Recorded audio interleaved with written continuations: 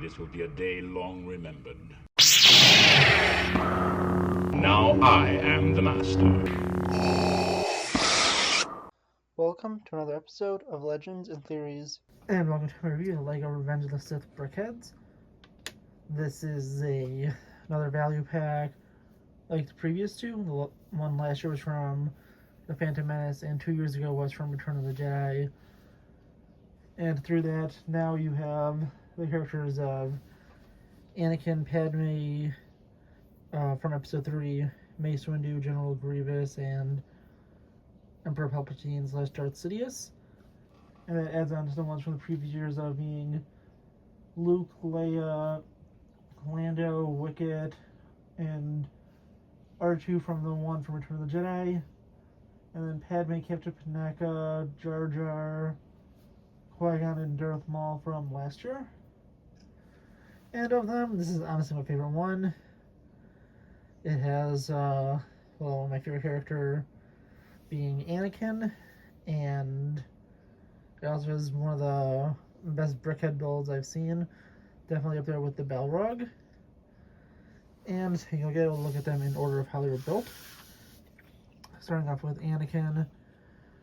He has a really nice design around his robes, with his hair, which is far more, it's far more detailed, and then also he has his normal eyes, but unlike most, he does have a customization option where you can pop this off and switch it out for him to have Sith eyes, or when he falls to the dark side and is Darth Vader.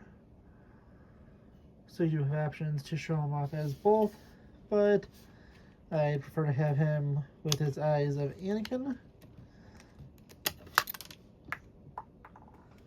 And it is a little annoying to go and pull off, which is why I put this little piece remover to the side. And with that, you can way more easily pop it off and just see that only difference here is literally just the color of the eyes. And I'm glad to give you the option to fully replace it, because I saw in the marketing only the Sith eyes, and I'd much rather have the regular eyes. And we have Padme, who was in her outfit from the end of the movie where she's pregnant and goes to confront Anakin on Mustafar. And honestly, this looks really nice. Also, I think the head, kind of like Frodo, was a little too much forehead, but I don't think it is as bad as him. And yeah, it looks nice. The printed piece is good detail, and they'll do a good job capturing her hair at the back. And yeah, honestly, she looks pretty nice, and it's overall solid. Then there is Mace Windu. Very, very simple design for him. He has a very reflective bald head, and don't know if they ever did Nick Fury, but this might be the first Samuel Jackson Brickheadz. And Jedi robe is pretty simple. This is purple lightsaber, and honestly, yeah, looks really cool. It is nice to have Mace, and it is really cool, although Obi-Wan not being in this is kind of crazy, because Obi-Wan just being such a major character. He wasn't even in last year's one, so the only one you can get him in, I think it's still available, the one from Kenobi. And if you want to, you can probably just swap out the Mace Windu torso, or maybe even the Qui-Gon one. They look pretty similar to be able to make Obi-Wan from this movie. Obviously, you're going to have to mess around with his hair a little bit, but that's really it. The General Grievous looks it just looks insane when they do characters that have masks. It looks way cooler. He has the mouth here, he has his eyes, the 4 lightsabers where they have the pretty good range of motion, moving up and down. And yeah, honestly, he looks really cool. One of the best Brickheadz they've ever made, and the detail on him is really great. He even has his small clawed toes at the bottom with these pieces. finally, the Emperor. I do wish they found a way to put printed pieces on him, even if it was just to make his robes look a little more realistic. Or honestly, the best thing would be to have the robes going up to his little collar. But I mean, I guess it's fine.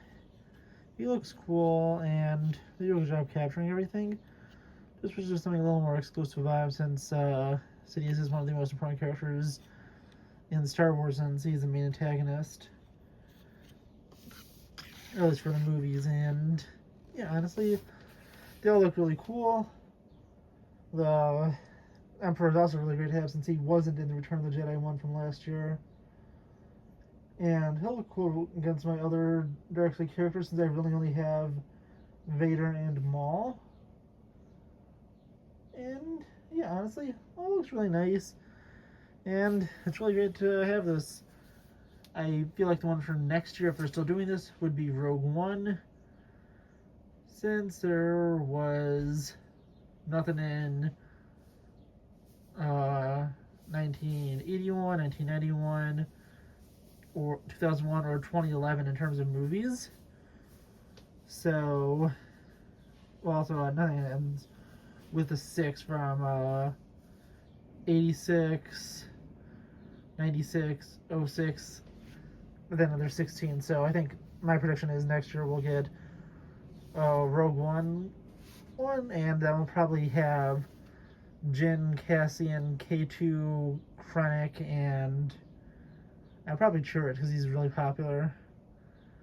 But I think there'll be a good amount of characters that appeared in Andor because of how popular that is, which is also another reason that it would come out. But yeah, honestly, they all look really cool, and I'm so glad we got this over Force Awakens anniversary one, because I don't think we've ever had Anakin or Mace Windu, and we haven't had Padme as Padme. We had Queen Amidala, but not Padme, because you could technically see that's one of the handmaidens. But yeah, honestly, I want to know what you think. Please leave in the comments, and I'll see you next episode of... Ooh, I forgot. Just a little side note to something earlier. The young Anakin also came in the Phantom Menace one from last year. But now let me know what you think in the comments. Please, and I'll see you in the next episode of Legends and Theories. Thank you for watching this episode of Legends and Theories. Please subscribe, like the video, share the video, leave a comment, check out the video on screen, and may the Force be with you.